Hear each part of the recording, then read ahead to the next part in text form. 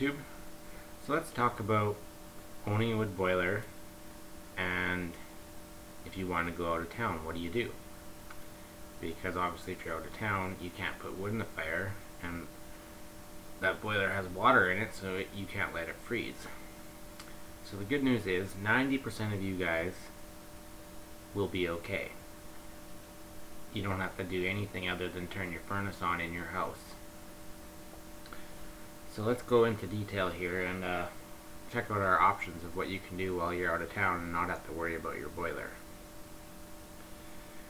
So there's always the option of adding antifreeze to your water in your boiler system, but a lot of people don't think you should run antifreeze. The reason is antifreeze in an open system to the atmosphere loses its antifreeze properties relatively fast, and it becomes acidic, so it could do harm to your boiler, and it doesn't have as good as heat transfer as just plain water. So if you can run antifreeze, and it'll be okay, you'll have no issues if you are constantly testing that water to make sure everything is up to par. I don't run antifreeze myself. I know some people do. I don't. The majority do not. Another option is you could have your neighbors load your boiler for you while you're gone. But that means you have to count on your neighbors. You have to be able to trust them. You probably have to show them how to run the boiler so they don't get their hair burnt off or whatever, right? And then you always have to ask your neighbors, and it's kind of a nuisance. So I don't really like that option, but if your neighbor has a wood boiler, you guys could take turns loading each other's boilers when you guys are out of town. You could ask family, basically the same idea as neighbors. You have the same, you gotta ask them, which I hate asking people for help, and you'll have to show them how to do it as well. And I just don't like to rely on other people. And when you're out of town, you don't even know if they actually put wood in the fire, or if something went wrong. Well, hopefully they'll call you if something went wrong, but you have to really trust them that they're coming there, because if they don't put wood in that fire, that water could freeze. So you could hire someone to do it. That's another option. Could be a bit more costly, and again, you still have to trust that person to come there all the time and make sure they're doing it. You could have a backup boiler. That is the option I do, because we have radiant heat in our house. So when our boiler's not running, there's nothing heating our radiant. There's no furnace like most people have, so there's nothing heating it. So we're installing a backup electric boiler that'll heat our house, and then it runs through the whole system and through that 60 plate heat exchanger. And if you leave the boiler circulating, it'll circulate through that 60 plate heat exchanger as well, and it'll grab heat from the electric boiler, and it'll keep your boiler warm. So if you have an outdoor wood boiler, you should always have a backup heat source in your house, whether it's a furnace, baseboard heaters, another boiler. You must have another backup heat source. Most insurance companies require it actually too. So another option is you could drain the boiler. So you just drain it completely out of all the water and blow the lines free of water. But I don't really like this option, because you don't want to drain your boiler, because that introduces oxygen and air into that boiler, and that can lead to rust, because you need air to have rust. So the less amount of air you can have inside your water tank in your boiler, the better. And also, draining the boiler is quite easy, so your boiler should be okay, but your lines, to get all the water out, could be difficult for some people, unless you're properly blowing the lines free and sticking a sponge down there and making sure it's all free.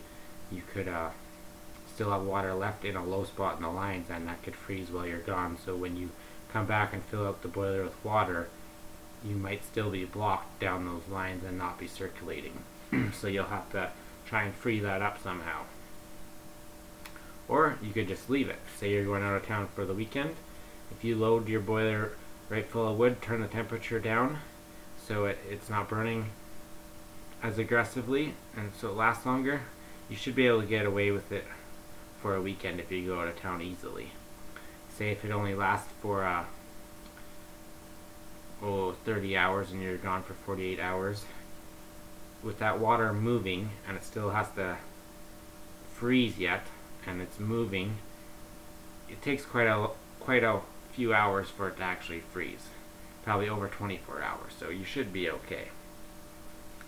And 90% of you guys have an electric or propane, gas, forced air furnace. So your outdoor wood boiler feeds the water and you have a heat exchanger in your furnace. So when the boiler is not running and you still leave the water circulating and your furnace kicks on its own source from the electricity or propane, it'll heat up that heat exchanger, and while the water's circulating, it'll heat up the water enough that your boiler won't freeze. It can be minus 30 out and your furnace should backfeed your boiler warm enough where it won't freeze and you won't have to worry about it. So if you're thinking about heading to Mexico for a week, that is probably your best option for the most of you guys. You don't even have to do a thing, just turn on your backup furnace, have your furnace running, and it should backfeed your boiler. As long as you have a heat exchanger in that furnace from your boiler, you will be fine. So yes, owning a wood boiler is some responsibility and you gotta always attend to it. So going out of town can be difficult for some of you if you don't have a furnace or a backup heat source heating that water. I highly suggest you get one. I myself hated asking people when we went out of town to load our boiler. I hate it. It made us not go to town a lot when we would have. So that is why I bought this electric boiler. And I went with the electric boiler over a propane boiler. We don't have natural gas in our area. Because if I install a propane boiler, they're about 3 times the price for a propane boiler initially. And you gotta vent it for like a chimney. You have to have a stack to vent that propane boiler. So it's going to cost me quite a bit more, and the install would have been way harder. With this electric boiler, I bought a used one online, and all I got to do is wire and plumb it in. No venting. It was I paid like a quarter of the price I would have paid if I would have bought a propane one. So it might cost me more to run, I'm not sure, but we're going to run it so little, not very often, that it doesn't really bother me. If we go out of town for a week and it costs me say $100 to run that boiler for the week, that's okay. We're out of town, I don't have to worry about it. Another good idea when you're out of town, say you have someone else looking after your boiler, I would have a way of checking your water temperature while you're out of town so you know everything's okay. Because the worst thing is being out of town and stressing about your boiler at home or whatever and not enjoying your trip. So say if you had a Wi-Fi camera pointed at your screen, your temperature screen, or you can get a Wi-Fi barbecue reader. There's also some line readers, like kind of made to read temperatures that you can hook up online. I would have to get more information on that as I don't have one of those, but I'll post it in the description for more information on those kind of products. And so then you can always view your boiler water temperature on your phone via Wi-Fi, like while you're out of town. So you will need a Wi-Fi connection, of course. But that is what I did too. Whenever I had someone look after my boiler, I put our cameras. I had one in the house showing the house temperature, and I had one at the boiler showing the water temperature in the boiler, and I had even one at inside the house showing the water temperature when it's inside the house, because I have a gauge there. So there's always ways to get around it, and it's way better to have a way to get around it so you're not stressing about your boiler and you can enjoy your life and freedom. It's no fun being tied down to the boiler. So hopefully this can answer some of your guys' questions and help you guys out. Any questions, leave them in the comments. Please like and subscribe. Thanks for watching.